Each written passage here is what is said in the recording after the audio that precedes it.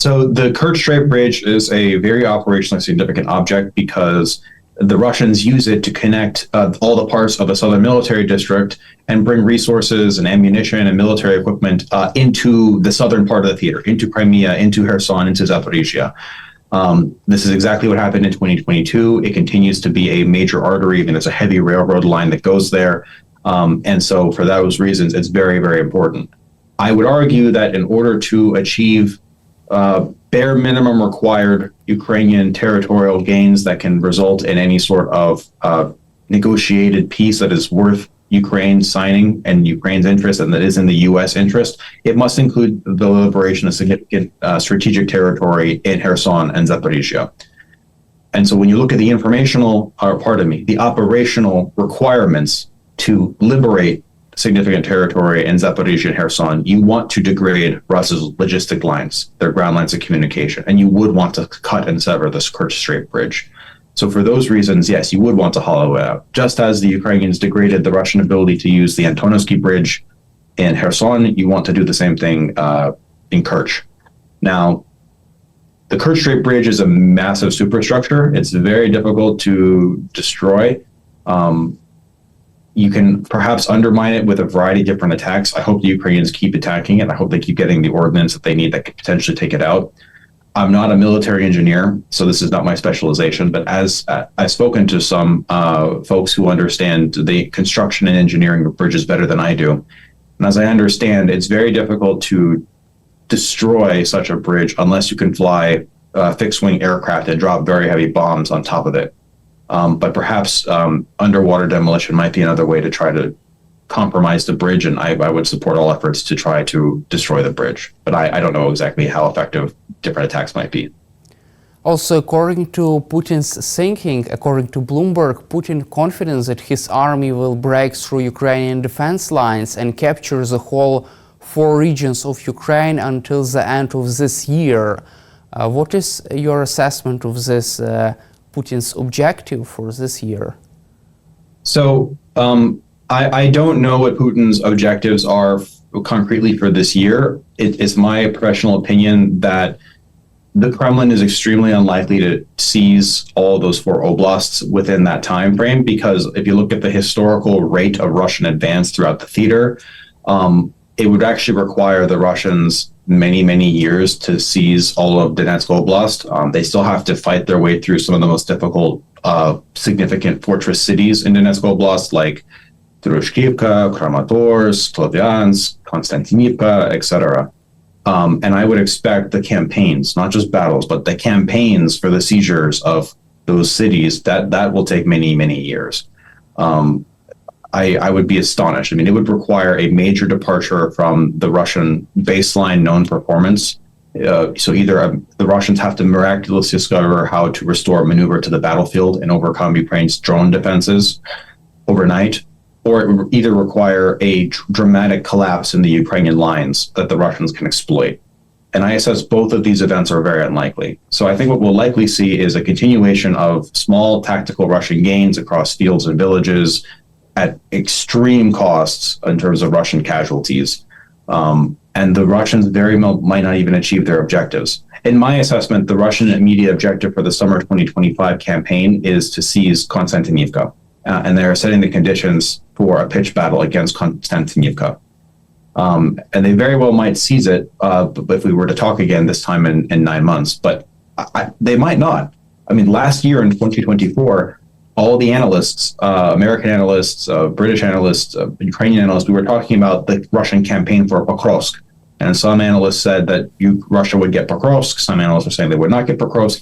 It turned out that despite over 9 months of campaigning in the Avdiivka, Pokrovsk direction, the Russians actually indeed culminated around Barros. They never seized the settlement. They came to the outskirts, but then the Russians largely changed their operational objectives, and they have now redeployed units that were previously fighting for Barros to go to Konstantinivka. So now they think the Russians will be able to advance there. So we shall see. But in terms of seizing all of Donetsk Oblast within a short amount of time, that will, I would be very surprised. I would be shocked. Also, if Putin continues this war for another years, what would this cost for for Russia, and how many dilemmas he will face during his war, because Russians are moving to 1 million losses killed and wounded, and also Russia has some problems with their economy. For how long they can continue this war, and how many dilemmas they will face on their way in Ukraine? So there's a couple of variables we have to talk about here. You have to assume that the Russian casualty rate resumes the same. If the Ukrainians do not impose the same levels of casualties, that being about 35 to 45,000 killed and wounded per month, then the Russians will be able to sustain the war longer.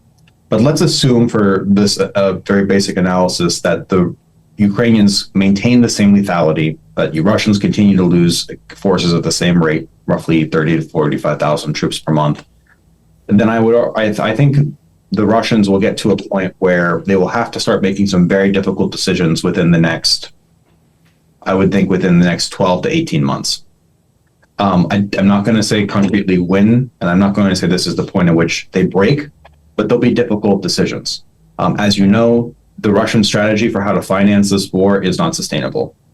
The Russians pay extreme amounts of money to volunteers to sign up to a fight in Ukraine. I believe the current running record that we have is between $30,000 and $40,000 for a one-time sign-up. That does not include your monthly salary, does not include benefits if you're killed or wounded or other things.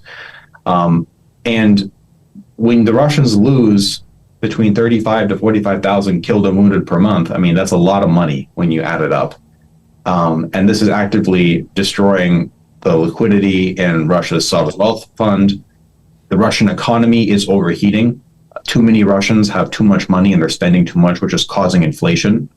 It's very interesting. The Russian central bank just lowered the interest rate, not because I think inflation is no longer an issue, but I think because the Russian government is making some monetarily risky decisions in order to facilitate borrowing and lending so that the Russians can continue keeping the war factories running and keeping the banking class and the business interests happy in Russia. But really, when you look at it, and you can continue to look at the costs and the inflation and the monetary instability and the ballooning Russian budget, this looks to be quite unsustainable. I mean, Russia, when you look at history, whenever they've had to fight a large-scale war that resulted with many casualties, Russian soldiers, Soviet soldiers, they would die like slaves. They would be forced to go fight, not compensated for anything. I mean, they were either serf conscripts from the Tsarist imperial model, or they were Soviet conscripts in the Soviet model. But this is not the model that Putin is using. Putin has a new social contract where he pays you. And I think Putin's strategy, it's a politically brilliant because it absolves the Russian state if you're killed or wounded because you took the money. But it's economically stupid. And it can work for a short special military operation, a short war. It does not work for a long protracted war that will go on for 3 to 5 years. So you're confident that Russia can continue this war with such current intensity for 12, 18 months, and after this period they would have to conduct full-scale mobilization or reach a ceasefire deal?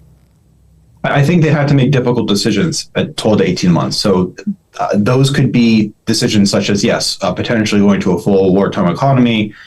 It could include nationalization of more privately held assets to try to crank out more materiel to support the war effort. It could result with the Kremlin changing its social contract with soldiers. So it could be perhaps not mobilization, but perhaps the incentives will have to be cut severely. So instead of offering, $40,000, we go back to offering just a couple 100,000 rubles or a couple thousand rubles, which would drastically change. And I think you would see much fewer Russian forces come through that time. The Russians might have to change their objectives in Ukraine and scope it down. Or they might, they're going to have to make calls between, do they prioritize the military economy or the domestic civilian economy? And they might revert back to an economic model which looks much more like the Soviet economic model, which is an economy built up for industry and the war industry at the expense of consumer goods. it doesn't mean that the war breaks. It doesn't mean that the war ends. It doesn't mean that the Kremlin now has to declare full-scale war. But Putin will have to make very difficult decisions that I think he doesn't want to. I mean, Putin is happy basically with the political and economic compromises he's made, the trade-offs he's made.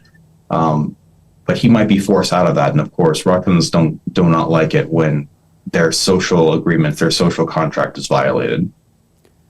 Do you feel that in such cases there could be a threat to Russian regime because there would be a high discontent inside Russia and some people could demonstrate against it, or even people from Putin's circle? I think that's very unlikely.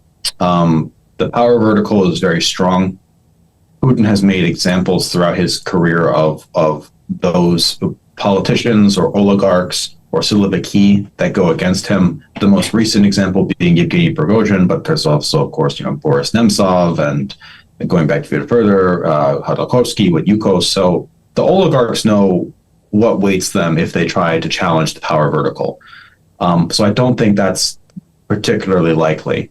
But that said, it's important because Putin does care about what the oligarchs have to say. He does care what the Siloviki has to say. He is thinking about the regime stability. And if these guys do have issues with the Kremlin, then that causes problems. So I think the risk of a revolt or a coup or revolution very low, but these tensions and these pressures are still nonetheless important, and they deeply influence the way that Putin governs and the decision-making that Putin makes. You just also mentioned about the Yevgeny Prigozhin's marriage on Moscow. What are the chances for another coup inside Russia, so-called Prigozhin-style marriage on Moscow from different fractions in the Russian army or from mercenaries? I think it's very, very low. So you should really talk to my colleague, Katerina Stepanenko, who's been doing some excellent research on this topic. But the Russian Ministry of Defense has been conducting a centralization campaign that is designed to very firmly establish the power vertical over all the Russian various different formations and units, including irregular units, proxy units, volunteer battalions, etc. And of course, the whole reason why the Wagner Prigozhin mutiny came to a head is because the Ministry of Defense went to Wagner and said, all Wagner soldiers now have to sign contracts with the Ministry of Defense and fall under the administrative control of the Russian Ministry of Defense. And many Russian Wagner soldiers refused to do that because they saw their loyalties primarily to the Wagner Group as an institution and not to being, Gerasimovsy or Shoigusy, right? And that's what caused the conflict. Now, the Russian Ministry of Defense has now, in the aftermath of the rebellion, decisively won this conflict. All Russian combatants are basically now forced to sign documents and submit themselves to being under the operational control of the Ministry of Defense. The Africa Corps, the Wagner split-off group that went to Africa, that has been subsumed and is now part of the command and control and administrative control of the Russian General Staff and the Ministry of Defense.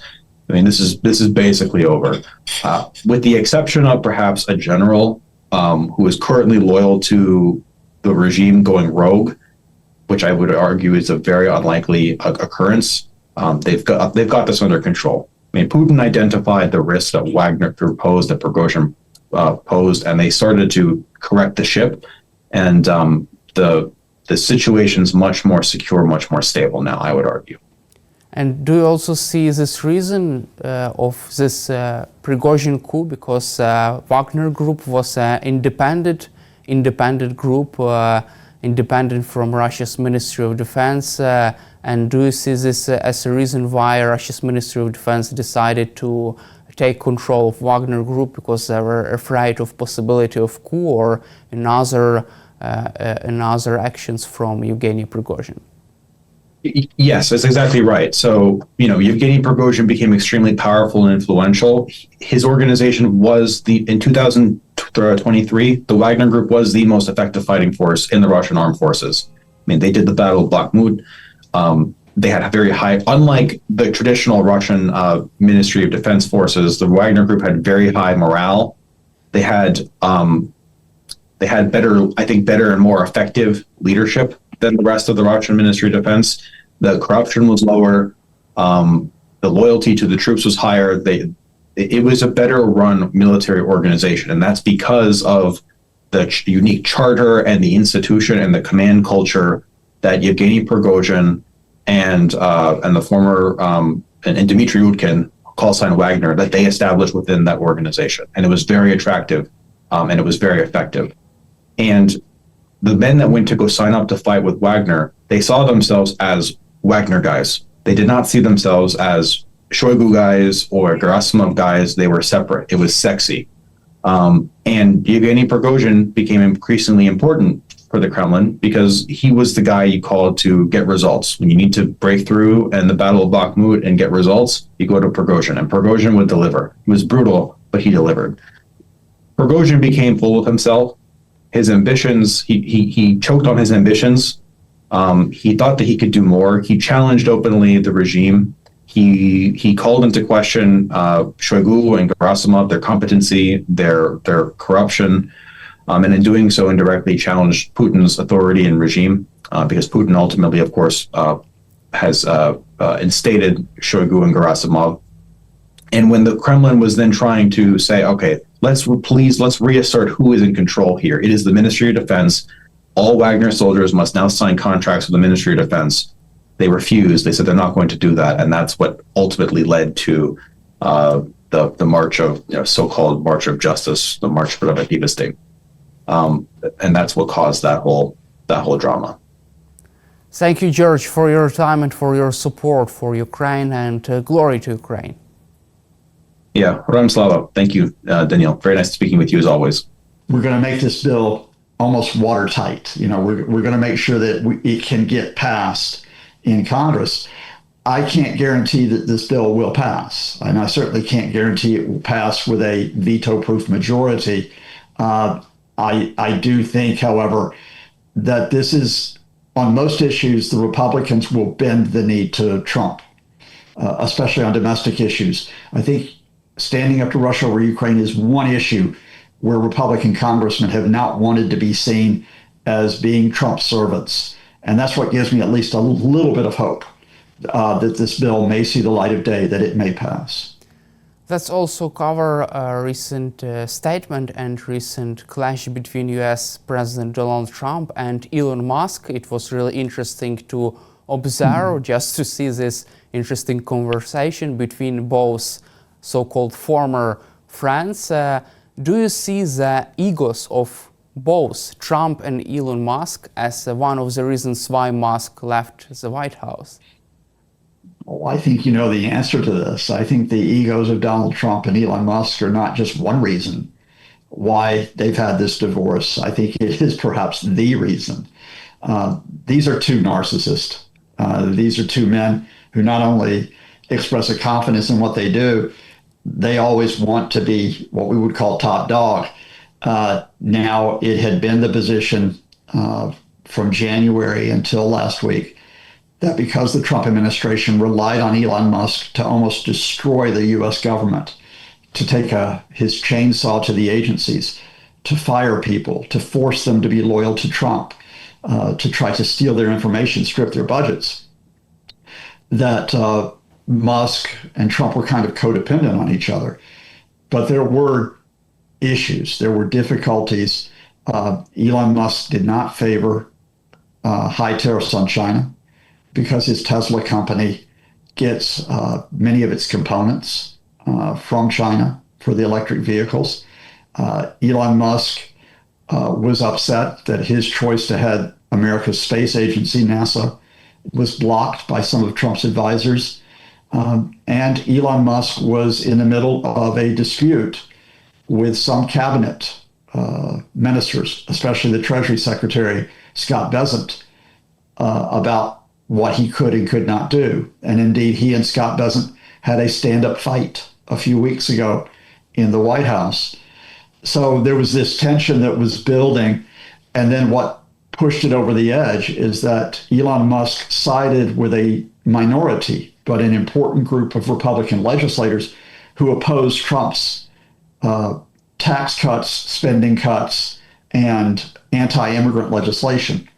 Specifically, Musk came out in support of those legislators and said there needed to be even bigger spending cuts because this bill increases the U.S. deficit by $2.4 trillion over 10 years.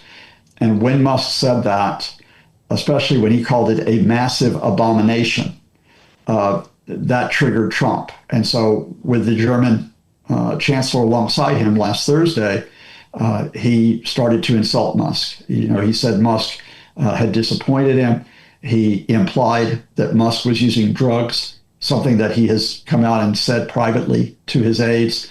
And he said that Musk was suffering from Trump derangement syndrome. So this became a personal battle. It wasn't just about the tax and the spending bill. It was now personal. And when you get men with big egos who get personal with each other, then this can get very serious. Do you believe that Elon Musk can destroy political figure of Donald Trump, his current political position, by criticizing him on social media and also by creating another party, as he suggested? Elon Musk can make life difficult for Trump. I mean, and let's start with the question of this, what Trump calls his big, beautiful bill. These massive tax cuts, cutting programs like healthcare, increasing defense spending, cracking down on migrants. It only takes 4 senators of the 53 Republicans in the upper chamber to vote no, and that would just block this bill. Well, there are already at least 4 Republican senators who've expressed doubts about this, and Elon Musk can magnify and endorse their opposition, and indeed he has done so. Now, if that bill does not pass, Donald Trump looks politically weak. He has not actually achieved the one major bill that he has proposed so far in his second term. Beyond that, I don't think Elon Musk will join the Democratic Party. I don't think the Democratic Party will have Musk, to be honest with you. I don't think Musk will form a third party. It's very tough to get a third party to succeed in U.S. politics. But Elon Musk can run or support opponents of Donald Trump's candidates in next year's congressional elections. Remember, in the U.S. system, you have what we call primaries, where the Republicans pick their candidates for the Senate and for the House.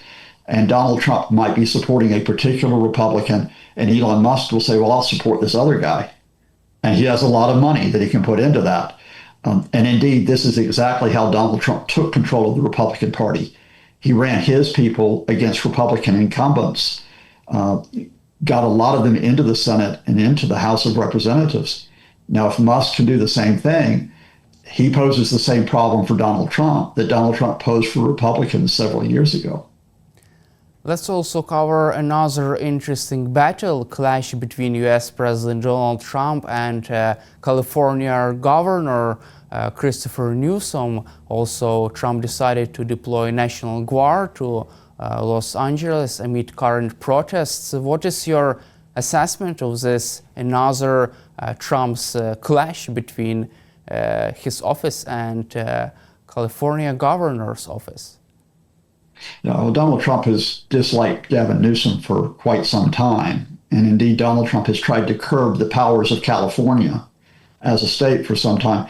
But this is a much wider issue, and arguably one that points to the level of the crisis within the United States. This possible crisis starts with the Trump administration's attempt for mass deportation and indeed detention, disappearance of migrants and asylum seekers, just sweeping them off the streets, not giving them a hearing, denying them the rule of law, in some cases sending hundreds to El Salvador and hiding them in that prison there where they cannot be found by their families or indeed by lawyers. Now, when they tried to do this in California in recent days, it started protests, especially in Los Angeles near the detention facility. Now, these protests were largely peaceful. I have to emphasize this. On Saturday night, there were only two protesters that were arrested for assaults on police officers. But that became the excuse for the Trump administration, first of all, to call up the National Guard. And they now have 4,000 people from the National Guard in Los Angeles. And then to call up 700 Marines. Now, they probably do not have the constitutional authority to do this. I could explain this to you in a longer interview. But in effect, they are defying the law and they're defying the state government because the National Guard is actually part of the state forces, not the national forces. They're defying the governor of California. They're defying the mayor of Los Angeles to do two things. One is they're doing it so that they cannot be opposed on what they do regarding immigration. But more widely, they're doing it to militarize the United States, to use the military as part of their attempt to expand their powers. If this happened in another country, you would call it authoritarian. And indeed, although I think the U.S. is a long way even from being China or Vladimir Putin's Russia or even Viktor Orban's Hungary, certainly the Trump administration is going that way. And one way, if you're an authoritarian, is you take control of military forces and you use them against your own people. These protests are over a serious issue. These protests largely had been within the law. So we need to be very clear here. That is, Donald Trump prepares for a celebration with a military parade in Washington on Saturday, the day that he turned 79.